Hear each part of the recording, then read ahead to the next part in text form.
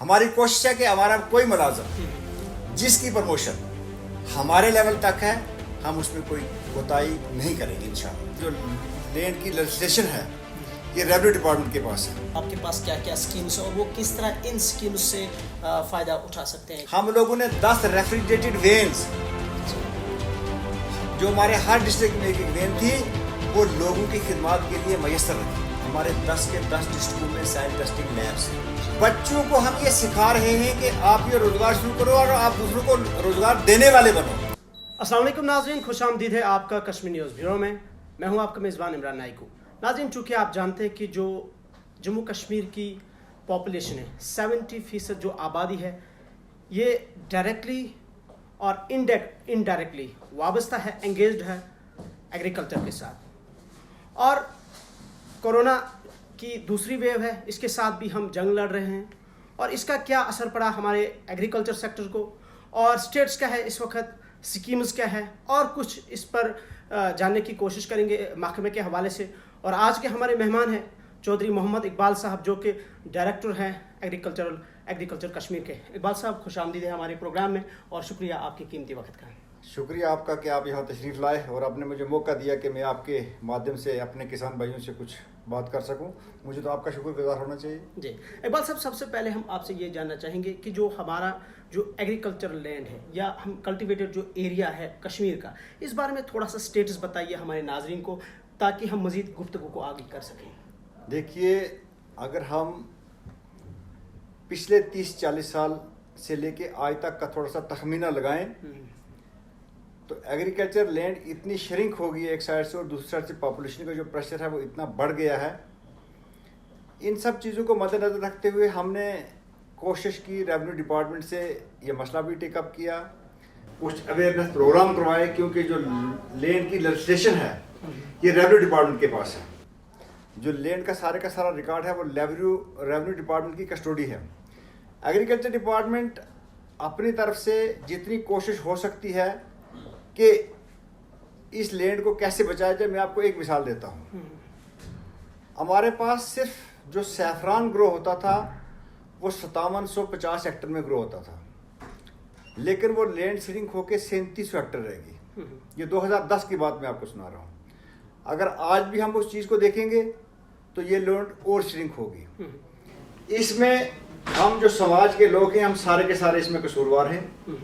हम सबको मिलके इसके लिए एक मुहिम शुरू करनी चाहिए कि वो लैंड जो एग्रीकल्चर के लिए हैं, चाहे जिसमें पैडी उगती हो, चाहे जिसमें वेजिटेबल्स उगती हों, चाहे जिसमें दूसरी जो फसलें हैं वो उगती हों, चाहे हार्टिकल्चर क्रॉप्स उगती हों, उस लैंड को बचाने के लिए हमको हर लिहाज से कोशिश करनी चाहिए। इकबाल साहब, असल में यही मैं आपसे जानने की कोशिश करता था या जानना चाहता था कि जो हमारा जो एग्रीकल्चर है ये अब हॉर्टिकल्चर में कन्वर्ट हो रहा है। एक दूसरा, आपने कहा कि अब जो सैफरान का जो लैंड है वो भी अब श्रिंक होता जा रहा है। क्या इसके लिए बहसीत इस महकमे के सरबरा क्या इकदाम इसके लिए उठाए जा रहे हैं और किस तरह की कोशिशें हो रही है ताकि हम इस चीज़ को बचाएं? एक बड़ा हिस्सा हमारा इसके साथ वाबस्ता है। देखो, दो चीज़ें हैं।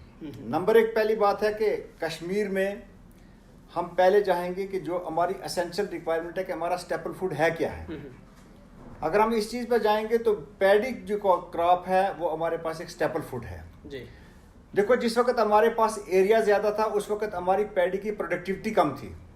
अब जो रिसर्च होगी, जो हमारे प्रोडक्टिविटी के लेवल हैं वो हमारे नेशनल लेवल से भी ज़्यादा है। प्रोडक्टिविटी तो हम ला रहे हैं, लेकिन जो लैंड की कन्वर्जन का सवाल है, देखो ये फ़र्क नहीं पड़ता है कि एरिया पैडी से वेजिटेबल में कन्वर्ट हो या वेजिटेबल से हार्टिकल्चर में कन्वर्ट हो, ये सवाल नहीं है। सवाल ये है कि जो एग्रीकल्चर लैंड्स, उसमें एग्रीकल्चर हार्टिकल्चर सारी क्रॉप्स आती हैं जो कि कंक्रीट में कन्वर्ट हो रहा है। That's a matter of concern. अगर एग्रीकल्चर क्रॉप से हार्टिकल्चर क्रॉप में कन्वर्ट होगा या हार्टिकल्चर क्रॉप से किसी जगह हमारा वेजिटेबल में कन्वर्ट होगा, तो वो प्रेजेंट डे का जो हम सिनेरियो देख रहे हैं, एक वक्त था कि किसान सिर्फ अपनी ज़मीन को खेती बाड़ी के तौर पर इस्तेमाल करता था। आज जो एग्रीकल्चर है ये खाली खेती बाड़ी नहीं रह गया है, आज एग्रीकल्चर एंटरप्रेन्योरशिप है, आज नौकरी रोजगार देने वाला है। आज हम ये कोशिश कर रहे हैं, जो रिसर्च यूनिवर्सिटी कर रही है, जो हम एक्सटेंशन के थ्रू लोगों के पास जा रहे हैं, कि नौजवान जो है वो पढ़े लिखे हैं, एक साइड से जो एम्प्लॉयमेंट जनरेशन हो रही है यहाँ से, बच्चों को हम ये सिखा रहे हैं कि आप ये रोजगार शुरू करो और आप दूसरों को रोजगार देने वाले बनो। उस रोजगार बनने के लिए वो बहुत सारी चीजें हैं। जैसे मैं आपको बता रहा हूं, हमारे यहाँ की जो क्लाइमेटिक कंडीशंस हैं, यहाँ पे जैसे मान लो इस वक्त गर्मियों का जो हमारा सीजन चल रहा है, हमारी क्लाइमेटिक कंडीशंस इतनी अच्छी हैं कि जितनी अच्छी किस्म की सब्जियां हम यहाँ कश्मीर में प्रोड्यूस कर रही हैं, इस वक्त हमारे मुल्क के बाकी हिस्सों में मॉनसून जब चलता है तो वहाँ पे उस किस्म की अच्छी फ्रेश वेजिटेबल प्रोड्यूस नहीं होती हैं। हमारे पास इतना स्कोर बढ़ जाता है इन चीज़ों को यहाँ मोर एंड मोर ग्रो करने के लिए कि बहुत पोटेंशियल है, जिसको हम अल्टीमेटली उसको हार्वेस्ट करने के लिए हम पूरी कोशिश करते हैं। उसके बाद स्पेशली जो हमारे पास एक्जॉटिक वेजिटेबल उगती हैं, वो हमारे बाकी दूसरी जगहों में नहीं हो सकती हैं, क्योंकि उसके लिए मिनिमम और मैक्सिमम जो क्लाइमेट की रिक्वायरमेंट होती है वो हमारे पास ही है, वो वहाँ पे नहीं है। और जब पिछले 2-4 साल से इसी तरह रुझान देखा गया है कि हमारे लोग शिफ्ट हो रहे हैं किसकी तरफ से, कि ट्रेडिशनल वेजिटेबल कल्टीवेशन की तरफ से 2 पहलू पर शिफ्ट हो रहे हैं। नंबर 1 वो ला रहे हैं कि ऑर्गेनिक के ऊपर कैसे जोर दिया जाए। देखो आप देख रहे हो कि with the passage of time, जब फूड की कमी होती थी, जब हमारा वर्ल्ड हेल्थ ऑर्गेनाइजेशन ये कहती थी कि एक आदमी को खाने के लिए स्टेपल फूड की रिक्वायरमेंट क्या है, उसके साथ सब्जियां कितनी होनी चाहिए, उसमें पल्सेस का क्या रोल रहता है, उसमें वेजिटेबल का क्या रोल रहता है। तो प्रेजेंट डे में उन सब चीज़ों को मद्देनजर रखते हुए हम लोग ये काम कर रहे हैं कि हमारी क्रॉपिंग इंटेंसिटी कैसे बढ़े, इंटीग्रेटेड मॉडल फार्मिंग कैसे अडॉप्ट किया जाए कि जिससे हमारी जो ज़मीन श्रिंक हो रही है उससे मैक्सिमम आउटपुट लिया जाए। उस आउटपुट लेने के साथ साथ हम लोगों को उससे इनकम कितनी आएगी, वो इकोनॉमिक्स कैलकुलेट करते हुए हमें इस चीज़ में फख्र महसूस होता है कि आज जो हमारा नौजवान है वो इस चीज़ पर वो समझ रहा है इस चीज़ को, और ख़ासकर जो पढ़े लिखे नौजवान हैं वो आ रहे हैं कि हमें किस किस फील्ड में जाना चाहिए। देखो मैं आपको कुछ चीज़ें इनलिस्ट करूँगा यहाँ पे। मान लेते हैं पैडी हमारा स्टेपल फूड है, हम ग्रो करते हैं, हमारे पास उस क्रॉप में कितना टाइम लगता है, अगर हम उसके ऊपर जाएँ कि इसकी वाटर रिक्वायरमेंट क्या है, उसी की बानिस्बत अगर हम चले आएंगे कि हम वेजिटेबल ग्रो करेंगे, ऑर्गेनिक वेजिटेबल ग्रो करेंगे, हमें उससे दूर ज़्यादा पैसा आएगा। उसके बाद हम एक्जॉटिक करेंगे, हमें और उससे ज़्यादा पैसा आएगा। एक तो वाटर की रिक्वायरमेंट उससे कम लगेगी। बिल्कुल। आजकल जो सेंट्रली गवर्नमेंट ऑफ इंडिया की तरफ से कुछ स्कीम्स आ रही हैं, इसमें देखो day by day as you are aware of the fact कि क्लाइमेटिक कंडीशन की वजह से हमारा जो वाटर टेबल है ये आस्ता आस्ता डाउन जा रहा है। इस चीज़ के लिए कुछ वैसी चीज़ें हैं जैसे PMKSY हमारी एक सेंट्रल स्पॉन्सर्ड स्कीम्स है, उसमें हमारा माइक्रो इरिगेशन का एक कंपोनेंट आता है जिसके बीच में कि 50% पानी की बचत हो रही है।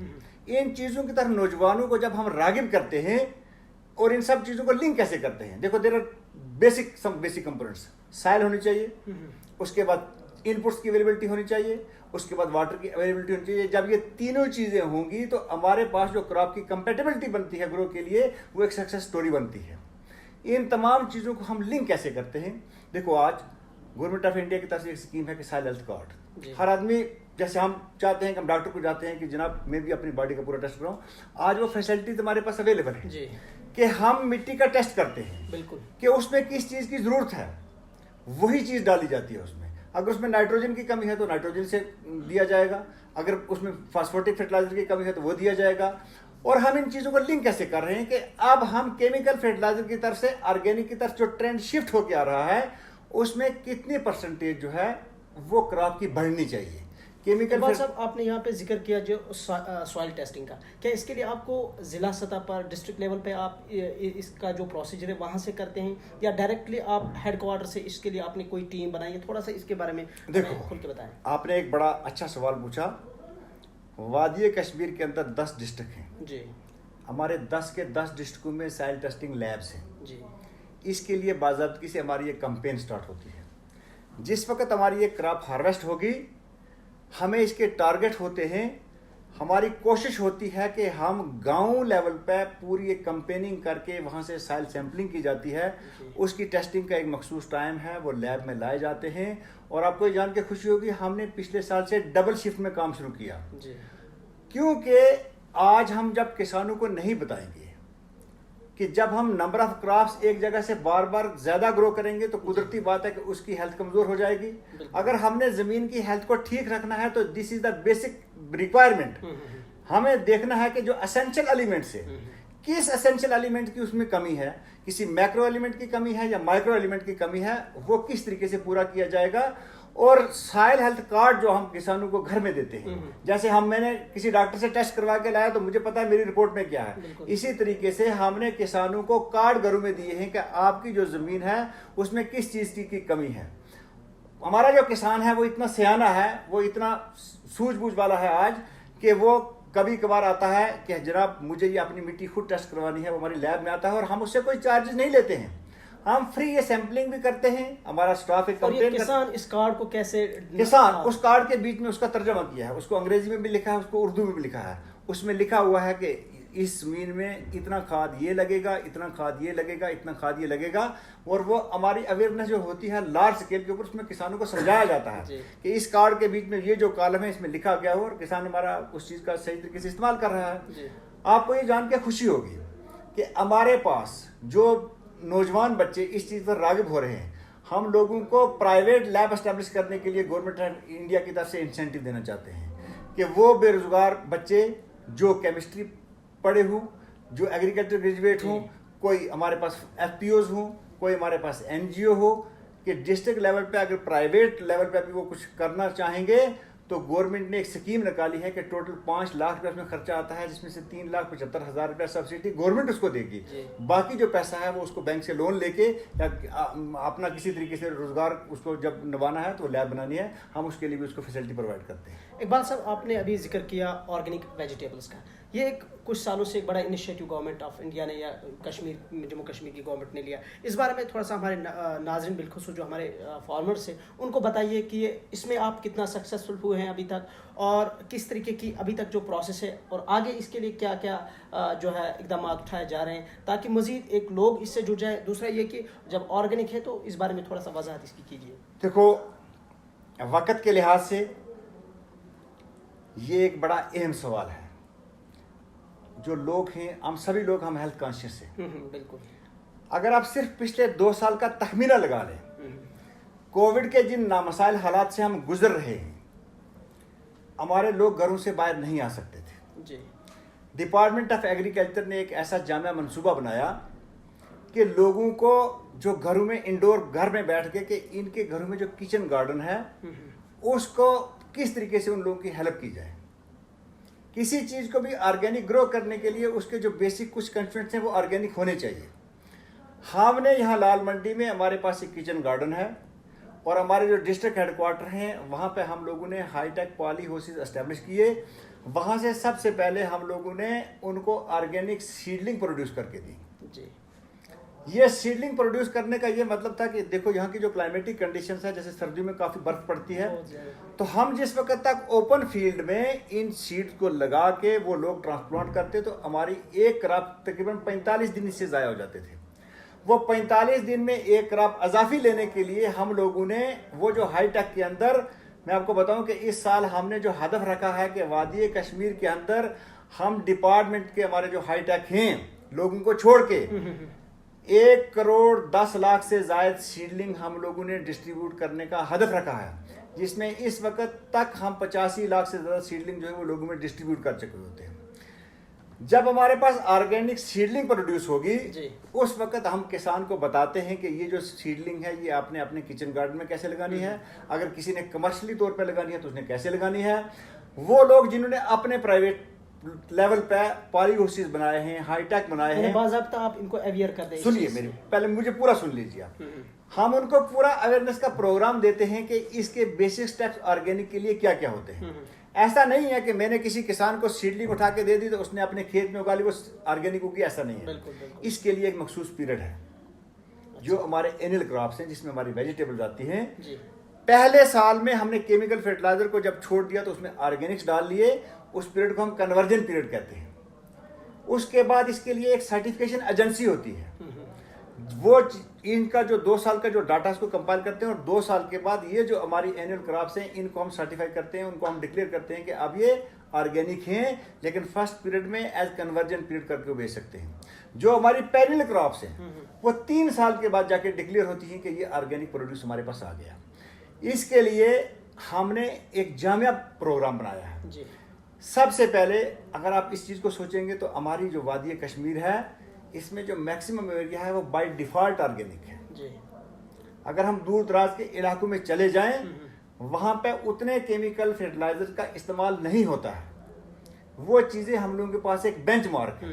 उसके बाद जब हमने इस चीज़ को वो एरिया जहाँ पे अच्छी प्रोडक्टिविटी हम लोगों को मिलती थी, हम एग्रीकल्चर जो लैंड जहाँ पे अवेलेबल थी, हम लोगों ने कुछ क्लस्टर आइडेंटिफाई किए। उस क्लस्टर जो हमने क्लस्टर आइडेंटिफाई किए, इसमें जो बेसिक कंपोनेंट लिया गया, हमारी एक स्कीम आती है PKVY, 20 हेक्टर का एक यूनिट लिया गया। उसको एक फार्मर फील्ड स्कूल बनाया गया। वहाँ लोगों को तमाम किस्म की जानकारी दी गई कि ऑर्गेनिक फार्मिंग की कल्टीवेशन कैसे की जाती है। जब वो सक्सेस स्टोरी होगी तो वहाँ से कुछ एरिया जो है हम उनको एक्सटेंड करते गए। जब हम किसानों को जाके उनके खेतों पे ट्रेनिंग देते हैं, यूनिवर्सिटी के साथ मिलके कुछ ट्रेनिंग देते हैं, हमारी यहाँ पे एक एक्सटेंशन विंग है। जब हम लोगों को ट्रेनिंग देते हैं तो हम लोगों को बाकायदा सिखाते हैं कि ये क्रॉप प्लांटर है, इसके बीच में आपकी कौन कौन सी क्रॉप फिटमेंट उसकी हो सकेगी। जब वो ऑर्गेनिक वेजिटेबल उगाते हैं तो जब प्रोड्यूस तो उसने लिया, लेकिन उसको लोगों तक पहुंचाना कैसे है। अगर एक किसान को हमने ट्रेडिशनल एग्रीकल्चर से, केमिकल एग्रीकल्चर से हमने ऑर्गेनिक पे लाया, उसके लिए जब तक उसको एक मार्केटिंग सपोर्ट नहीं मिलेगी, सही। जब मार्केटिंग सपोर्ट नहीं मिलेगी तो वो उसको सेल कहाँ करेगा, किसको क्या पता है। उसके लिए हमने ट्रायल बेसिस पे पिछले साल में हमारे यहाँ लाल मंडी में हमने एक यूनिट लगाया। लोग आके वो सब्जियां लेने लगे और आपको ये जान के खुशी होगी कि इस साल जब हमने उसका फॉर्मली इनाग्रेशन की तो हमारे पास यहाँ बहुत बड़ी बड़ी डिग्निटीज जो है, अभी भी अगर आप नीचे हमारी मंडी में जाओगे तो जाके आप देखोगे लोग गाड़ियां लेके आ रहे हैं, सब्जियां, फ्रेश सब्जियां खरीद के ले जा रहे हैं। इसके साथ साथ हमने जो हमारे 10 के 10 डिस्ट्रिक्ट है उनमें तमाम ऑर्गेनिक मंडीज खुलवा दी। वहाँ ये है कि इस वक्त जैसे जो वेजिटेबल्स अवेलेबल हैं, जो आगे वाले 3 महीने में वेजिटेबल का जो रोटेशन आने वाला है, लोगों को ये एक प्लेटफार्म मिल गया कि वो ऑर्गेनिक वेजिटेबल जो हैं वो ये हमारे जो आउटलेट्स हैं इनसे सेल कर सकते हैं। इसके बाद हमारे जो सेल के जो 3 लेवल्स हैं, सबसे पहले हमने देखना है कि हमारी अपनी बेसिक रिक्वायरमेंट क्या है। उसके बाद देखना है कि अपनी रिक्वायरमेंट के बाद हम अपनी यूटी में पूरी में कैसे कर सकते हैं। जो हमारे पास तीसरा उसका बेंचमार्क आता है कि हम इसको टर्मिनल मार्केट तक कैसे ले जाएंगे। उस टर्मिनल मार्केट तक ले जाने के लिए हमने 2 MOU किए। एक अपीडा के साथ MOU किया, एक हमने JKHPMC के साथ MOU किया। जब हमने वो MOU किया उनके साथ तो हमने कहा कि जो हमारे किसान का प्रोड्यूस है वो सारे का सारा उनके खेत से उठेगा। वहाँ पे हम लोगों ने, जैसे मैं एक आपको मिसाल दे दूं कि हमने बडगाम का एक जॉइंट जब टूर किया तो हमने चाडूरा में एक कलेक्शन सेंटर बनाया कि किसान अपना प्रोड्यूस ला के वहाँ पे उस कलेक्शन सेंटर में देगा, वहाँ से JKHPMC लेगी, वो जाके किसान का जो प्रोड्यूस है वो आगे दिल्ली तक, बेंगलोर तक बेचेंगे। फिर लोकल लेवल पर मैं आपको बताऊं कि हमने क्या किया। हमारे पास यहाँ पे पतली बाग पुलवामा में एक ऑर्गेनिक क्लस्टर है। हमने जो अक्टूबर नवंबर के बीच में वहाँ जो मटर उगाया था, अल्लाह के फजल से वहाँ से हमें इतना प्रोड्यूस हो गया कि इस वक्त तक सिर्फ मटर के ही 450 से ट्रक हम बाहर बेच चुके हैं। और हम फील्ड में जाके किसानों के साथ मिलके रात के 12 बजे तक भी इन गाड़ियों को भिजवाते हैं। हमने लद्दाख लोगों को मार्केटिंग के लिए फैसिलिटी प्रोवाइड की, हमारे लोग यहाँ से ले जाते हैं।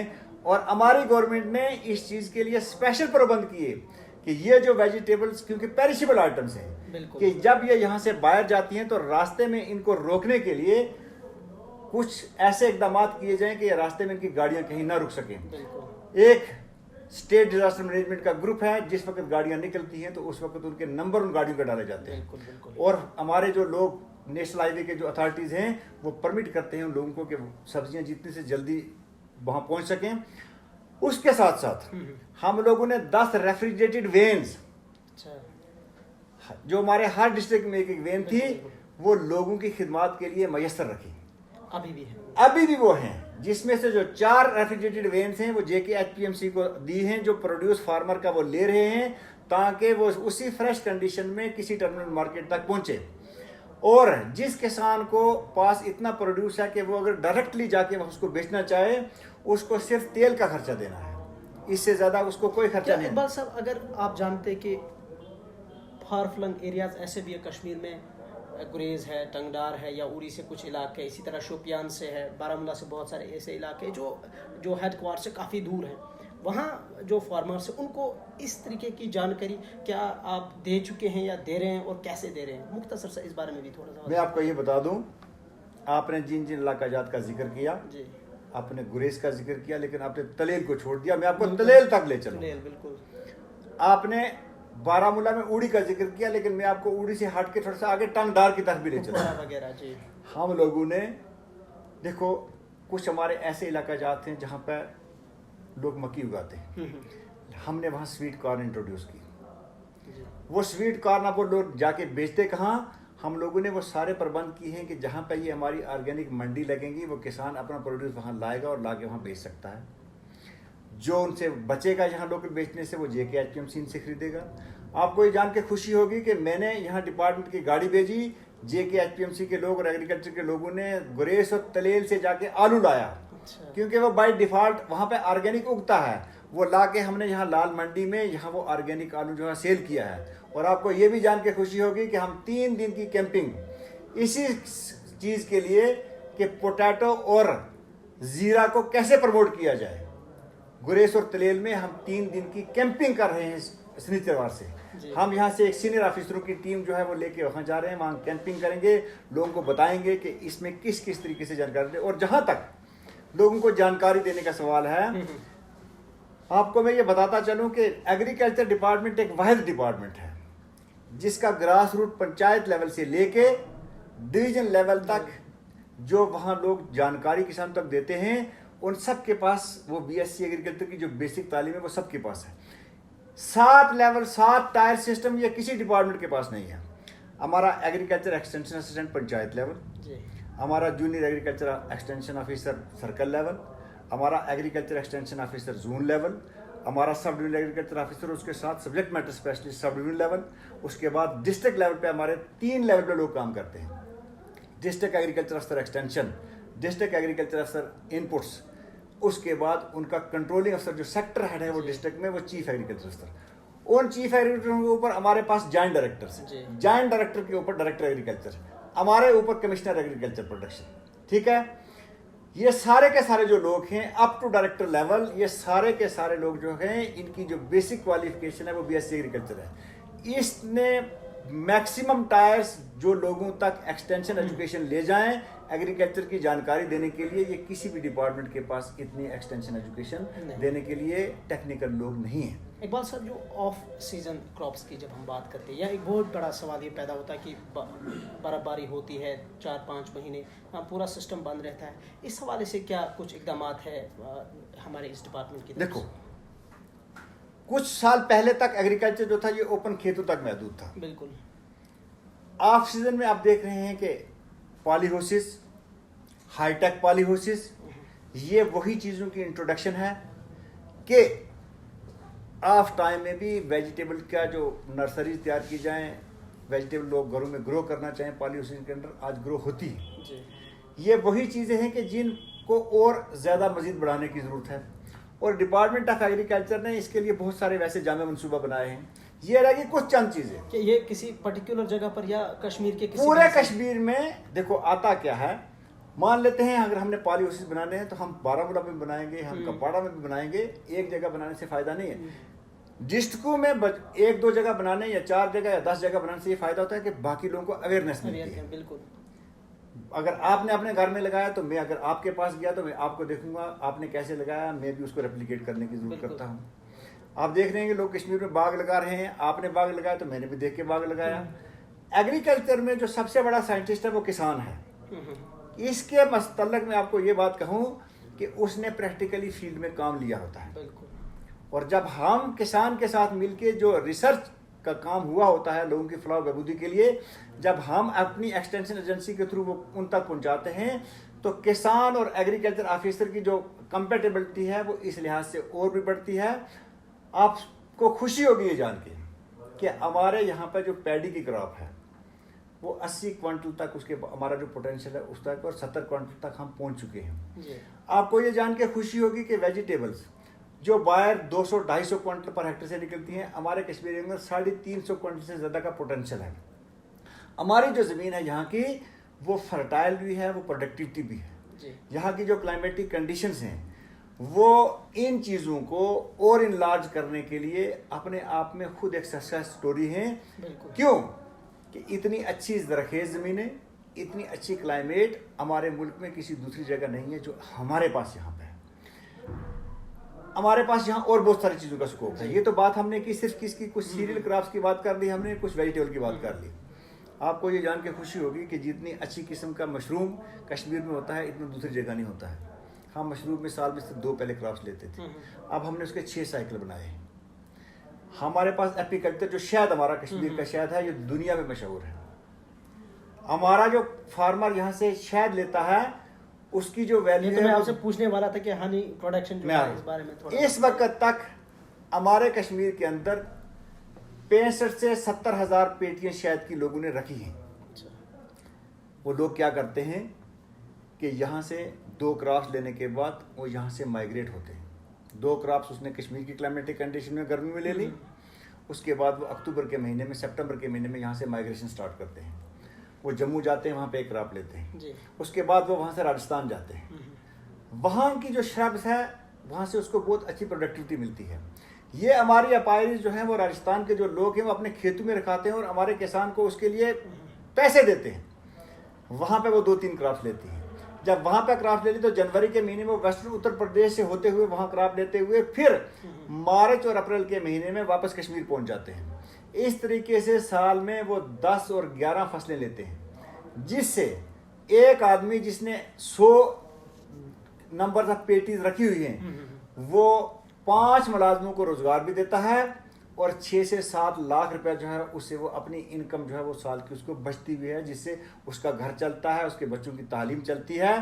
ये अपने आप में खुद एक सक्सेस स्टोरी है। ये जो आपने हनी प्रोडक्शन और सुनिए एम्प्लॉयमेंट जो दूसरी बात मैं बताऊं आपको, हमारे कश्मीर के अंदर जो 65 से 70 लाख कॉलोनीज हैं, लेकिन अभी तक अल्लाह के फजल से हमारे पास इतना फ्लोरा फन्ना है, इतना वेजिटेटिव ग्रोथ है कि अगर हम यहाँ से 8 से 10 लाख कॉलोनीज यहाँ पे लगाएं तो उसके लिए हम लोगों ने ऑलरेडी एक जामा मनसूबा बनाया है। बना के हमने अपनी गवर्नमेंट के पास रखा है कि आस्ता आस्ता 4-5 सालों के बीच में हम किस तरीके से इनकी तादाद को और ज़्यादा बढ़ा सकते हैं, जिससे कि हमारे जो नौजवान जो रोज़गार ढूंढने के लिए दर दर की ठोकरें खाते हैं उन लोगों को हम लाएं, उनको हम अवेयरनेस प्रोग्राम दें, उनको हम ट्रेनिंग दें। चाहे उसमें 3 मॉडल ट्रेनिंग के होते हैं, हम 3 दिन की ट्रेनिंग भी देते हैं, हम 7 दिन की ट्रेनिंग भी देते हैं और हम कोशिश कर रहे हैं कि बेरोजगार बच्चों को हम 21 दिन का एक ट्रेनिंग का कोर्स करवाएं। जब उनको वो प्रैक्टिकल ट्रेनिंग 21 दिन की दे दी जाएगी, उसके वो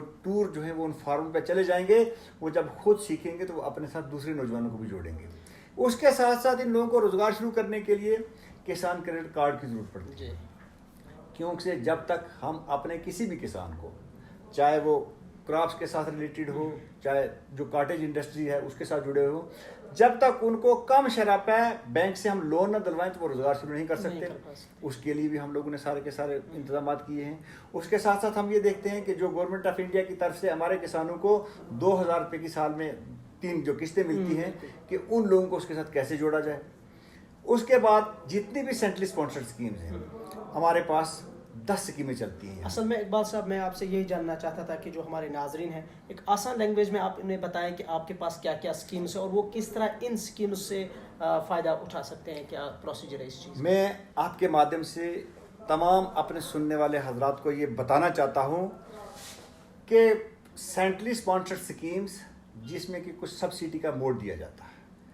मान लेते हैं कि एक स्कीम के बीच में हम लोगों को बोरवेल खोदना है, उस बोरवेल में हम 2 लाख रुपए सब्सिडी देंगे, उसके साथ साथ वो उसमें अपना माइक्रो इरिगेशन सिस्टम लगाएगा, उसके ऊपर उसको 55% जो सब्सिडी है वो गवर्नमेंट देगी, 45% पैसा उसको खुद खर्च करना है। सॉइल हेल्थ कार्ड की स्कीम है, सॉइल हेल्थ मैनेजमेंट की स्कीम है, PKVY की स्कीम है, नेमेट की स्कीम है कि डिमॉन्स्ट्रेशन कैसे लगाते हैं, इंटीग्रेटेड न्यूट्रिएंट मैनेजमेंट कैसे करना है, इंटीग्रेटेड पेस्ट मैनेजमेंट कैसे करना है। तमाम की तमाम जानकारी, चाहे उसमें पॉली हाउसेस हों, चाहे हमारे पास अंडर कंट्रोल कंडीशंस लो टनल्स हम उनको सब्सिडी पे देते हैं, चैफ कटर देते हैं, वाटर लिफ्टिंग डिवाइसेस देते हैं उनको। तमाम हमारे पास जितनी स्कीमें हैं, अगर किसी किसान को किसी किस्म की मुराद चाहिए वो हर डिस्ट्रिक्ट में जो हमारा चीफ एग्रीकल्चर अफसर है उनके पास उनको जाना है, या सब डिवीजन लेवल पर जो हमारे सब डिवीजन एग्रीकल्चर ऑफिसर हैं उनके पास जाना है कि जनाब मेरे पास ये ज़मीन है, मेरी प्रॉब्लम क्या है, मेरी कैसे मदद हो सकती है। चाहे उनको ट्रैक्टर चाहिए, चाहे उनको वीडर चाहिए, चाहे उनको टिलर चाहिए, जितने भी स्कीम्स हमारे पास हैं उनमें जितना जितना कुछ हम किसानों की मदद कर सकते हैं, और हमारी कोशिश होती है कि कम से कम वक्त में इन सारी चीज़ों का उजाला किया जाए। थोड़ा सा फर्टिलाइजर्स के बारे में बताया कि डीएपी के बारे में ये बताया जा रहा है कि वो उसकी अनअवेलेबिलिटी है इस वक्त मार्केट में, और थोड़ा सा उसमें कुछ अब बताया जाता है कि ये डीएपी के नाम से खरीदी जाती है, हालांकि वो होती नहीं है। थोड़ा सा उस बारे में भी जानकारी दें। जहां तक आपने डीएपी का सवाल उठाया, डीएपी का जो पहले रेट था अप्रैल के महीने में, उस वक्त 1700 रुपये उसका रेट था जी। गवर्नमेंट ने उस पर पहले 500 रुपये सब्सिडी दी। उसके बाद क्या हुआ कि गवर्नमेंट ऑफ इंडिया ने इस अप्रैल से उसके ऊपर और सब्सिडी दे दी। उसके ऊपर 1235 रुपये सब्सिडी है जी। और एक बैग जो 50 किलो का है उसकी कीमत 1200 रुपये है। हमें बहुत जगह से ये शिकायत मौसूल हुई, किसी जगह कहते थे 1700 में बिकता है, किसी जगह कहते थे 1900 में बिकता है, लेकिन हमने कोशिश की, हमने अखबारों में निकाला, हमने टीवी के थ्रू दिया, हमने अपने कांटेक्ट नंबर दिए, हमने किसानों को कहा कि अगर आपसे कोई भी शख्स ज़्यादा पैसे लेता है उसको बोलो मुझे पक्की रसीद दे दो। वो पक्की रसीद निकलती उतने पैसे की है जितने गवर्नमेंट को देने हैं, 1200 रुपये। लेकिन बहुत सारी जगह से इतना कुछ करने के बावजूद भी फिर भी जब किसी जगह से शिकायत आती है, हमारी जो इन्फोर्समेंट विंग है, हमने उनको दिन रात कोशिश की कि वो लोगों के पास पहुंचे, और जहां तक हमारे पास जो शिकायत आई उनका हमने कोशिश की कि उनका हमने हल तलाश करने की कोशिश की। और मैं आज भी आपको कहता हूं आपके माध्यम से, अगर किसी किसान भाई को कोई भी खाद बेचने वाला आदमी डाई का जो 1200 रुपये का रेट है गवर्नमेंट ऑफ इंडिया की तरफ से सब्सिडी के बाद जो रेट बचता है, अगर किसी जगह कोई आदमी इनसे ज़्यादा पैसे ले रहा है वो हमारे नोटिस में लाएं, हम उसके खिलाफ लीगल एक्शन करेंगे। चलते चलते एक दो सवाल मैं आपसे पूछना चाहूँगा। एक ये कि जो सैफरान है उसके बारे में बताइए, हमारी इस वक्त मार्केट प्लेस क्या है उसकी, थोड़ा सा उसके और की लैंड जो हेक्टर्स है उसमें भी थोड़ा सा हमें स्टैटिस्टिक्स दीजिए। देखो, कश्मीर में सैफरान की जो क्रॉप है इसकी जो हिस्ट्री ग्रो करने की है तकरीबन 550 साल से पुरानी हिस्ट्री है, और कश्मीर का जो सैफरान है वो दुनिया में नंबर 1 सैफरान है। हमारे पास मैंने जैसे आपको शुरुआत में बताया कि 5700 हेक्टेयर एरिया हमारे पास मौजूद था। जब 2010 में उसका सर्वे किया गया तो हमारे पास सिर्फ 3715 हेक्टेयर एरिया रह गया था। उसको रिवाइव करने के लिए गवर्नमेंट ऑफ इंडिया की तरफ से एक नेशनल सैफरान मिशन स्कीम बनी। उस नेशनल सैफरान में कुछ बेसिक कंपोनेंट्स थे कि कारण क्या क्या है कि हमारे सैफरान की जो प्रोडक्टिविटी है वो 2010 में कम होती जा रही है, जबकि 3 उस वक्त होनी चाहिए थी, लेकिन जब वो 1.8 हमारे पास आ गई तो उस वक्त नेशनल सैफरान आ गया। उसके बीच में जो सबसे पहले कंपोनेंट करने थे कि जो हमारा कार्ब्स है उसके साइज को कैसे कहाँ से प्रोक्योर करना, बिल्कुल उस कंपोनेंट को कहते हैं कि रिजुवनेशन कैसे करनी है। उसके बाद उसके साथ साथ क्या था कि हमारे पास माइक्रो इरिगेशन सिस्टम जो उसमें इंस्टॉल करना था कि बोरिंग कैसे करनी थी, उसमें मैकेनिकल इंजीनियरिंग डिवीजन को इन्वॉल्व किया गया। उसमें से 2600 कुछ हेक्टर के ऊपर इस वक्त तक हमने सैफरान में रिजुवनेशन कर दी, और जो हमारे पास रिजुवनेटेड एरिया है उसके बीच में जो हमारी प्रोडक्टिविटी सैफरान की आ रही है, आपको ये जान के खुशी होगी कि वो 1.8 से बढ़ के 4.92 के मतलब 4.9 किलो जो है वो हम लोगों को वहां से निकलता है। इस तरीके से जो हमारे पास बाकी एरिया रह गया है इसको आने वाले वक्त में हम रिजुवनेट करेंगे। लेकिन जो मैटर ऑफ कंसर्न एक ही है कि वो जो 3700 हेक्टेयर एरिया बकाया बचा हुआ है, अगर रेवेन्यू डिपार्टमेंट हमारा साथ दे तो अगर हम उसमें से कुछ एरिया बचा सकें, हमारा काम है एक्सटेंशन करना। जमीन की जो कस्टोडी है, मैंने पहले भी आपको कहा कि रेवेन्यू डिपार्टमेंट के पास है, हम एक्सटेंशन करेंगे, कर रहे हैं, करते रहेंगे। मेरी आपके माध्यम से भी ये गुजारिश है, क्योंकि आप भी सोसाइटी के एक हिस्सा हो, कि ये जो ज़मीन, चाहे वो सैफरान वाली ज़मीन हो चाहे जो कोई दूसरी ज़मीन हो, इस सारी ज़मीन को हम लोगों ने बचाना है, और कैसे बचाना है वो हम सबको एक मिली जुली एक सोच की जरूरत है। इकबाल साहब, एक क्वेश्चन मैं आपसे पूछना चाहूँगा जिस पर बहुत एक और सवाल रह गया। आपने एक सवाल किया था कि इसकी मार्केटिंग का क्या, मार्केटिंग प्लेस क्या है। आपको ये जान के खुशी होगी कि एशिया में सबसे बड़ी अच्छी जो एक क्वालिटी कंट्रोल लैब सैफरान के लिए वो हमारे पास यहाँ पर है, जिसको इंडिया इंटरनेशनल कश्मीर सैफरान के नाम से जाना जाता है, वो पामपुर दुसू में है। हमारे सैफरान की जीआई टैगिंग होगी, हमारी वो जो लैब है उसको एक्रेडिशन मिल गई, और वो सैफरान जो 80,000 रुपये या 90,000 रुपये में हमारा किसान बेचता था, वही सैफरान वहाँ से जो हमारा वहाँ पे ई ऑक्शनिंग सेंटर है वो 1,70,000 से लेके 2,28,000 तक ई ऑक्शनिंग सेंटर में बैठ के बिका। वहाँ से बेचने वाला दूसरे में बैठ के दुनिया के किसी कॉर्नर में भी हमारा सैफरान बेच सकता है। बिल्कुल बिल्कुल। पीछे हमारे जनवरी फरवरी के महीने में हमारा एक मेला हो गया, कहाँ पे एक फूड ट्रेड चला हमारे दुबई में, और हमारे किसानों ने यहाँ से दुबई में वो सैफरान वहाँ से ले गए और वहाँ जाके उन लोगों ने इसकी मार्केटिंग की। और हमारी कोशिश दिन रात यही है कि किस तरीके से हमारे किसान का कोई भी प्रोड्यूस हो, उसकी मार्केटिंग के लिए हम उसको क्या बेसिक फैसिलिटी दे सकते हैं, हम दिन रात इस पर काम कर रहे हैं। इकबाल साहब, एक क्वेश्चन मैं आपसे ये पूछना चाहूँगा कि जिस पे हमें काफ़ी कॉल्स भी आई थी, लास्ट टाइम हमने कुछ स्टोरीज भी की थी कि जो डिपार्टमेंट में प्रमोशंस का एक बड़ा इशू है काफ़ी टाइम से, थोड़ा सा उस बारे में बताइए कि ग्रेड उस एक ही ग्रेड पे रिटायरमेंट होती है, ये प्रमोशंस का क्या कुछ मसला है, थोड़ा सा इस बारे में। देखो, ये एडमिनिस्ट्रेटिव लेवल के मसले हैं, इसमें ये कोई खाली कश्मीर डिवीजन का मसला नहीं है। ये जब हमारी स्टेट थी, ये पिछले 35 साल से मसले चले आ रहे हैं। इन एडमिनिस्ट्रेटिव मैटर पर बोलने के लिए, डिसीजन लेने के लिए एडमिनिस्ट्रेटिव डिपार्टमेंट है। जहाँ तक मेरा डोमेन है, as head of the department, हमारी कोशिश ये है कि हम एक 4th क्लास मुलाजिम से लेके जिस लेवल तक हम लोगों को प्रमोशन देनी चाहिए वो हम दे रहे हैं, हम दी है। और आपको ये जान के खुशी होगी कि हमने पिछले महीने में ऑनरेबल कोर्ट की डायरेक्शंस को इम्प्लीमेंट किया, और हमारी गवर्नमेंट ने, हमारे एडमिनिस्ट्रेटिव डिपार्टमेंट ने हमको लिखा कि ये जो कोर्ट की डायरेक्शन को इम्प्लीमेंट करो, और हमने 147 लोगों को 1 गो में प्रमोट किया। हमारी कोशिश है कि हमारा कोई मुलाजिम जिसकी प्रमोशन हमारे लेवल तक है, हम उसमें कोई कोताही नहीं करेंगे इंशाअल्लाह। इकबाल साहब, आखिर पर आपकी क्या मैसेज होगी, आप अपनी मैसेज दीजिए। मेरे यहाँ के जितने भी लोग सुनने वाले हैं, मेरे किसान भाई, मेरा नाज़्म ज़राअत होने के नाते यही एक मैसेज है कि जो हमारे पास अल्लाह ने ये इतनी ज़रखेज़ ज़मीनें दी हैं, इसको कंक्रीट का छत मत बनाइए, इन ज़मीनों को बचा के रखिए, क्योंकि हमारे आने वाले बच्चों का फ्यूचर जो है वो यही है।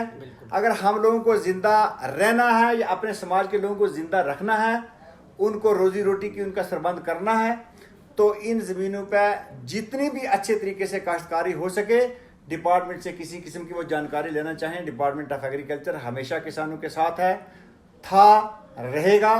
लेकिन अपनी ज़मीन की सेहत का ख्याल रखना है, और जो प्रेजेंट सिनेरियो चल रहा है इसके दौर में ऑर्गेनिक फार्मिंग की तरफ हमारा जो किसान है इसको हम राग़िब करने की कोशिश कर रहे हैं।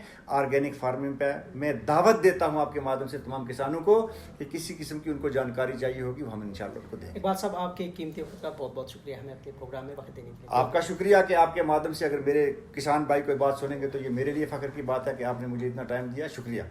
नाज़रीन किराम, ये थे हमारे साथ चौधरी मोहम्मद इकबाल साहब, जो कि डायरेक्टर हैं एग्रीकल्चर कश्मीर के। इनसे आज हमने गुफ्तगू की क्या कुछ इस वक्त डिपार्टमेंट का जो स्टेट्स है किस तरीके का है और स्कीम्स क्या है, बहुत सारी चीज़ों पर इनने गुफ्तगू की। उम्मीद करते हैं कि आपको हमारा आज का प्रोग्राम अच्छा लगा होगा।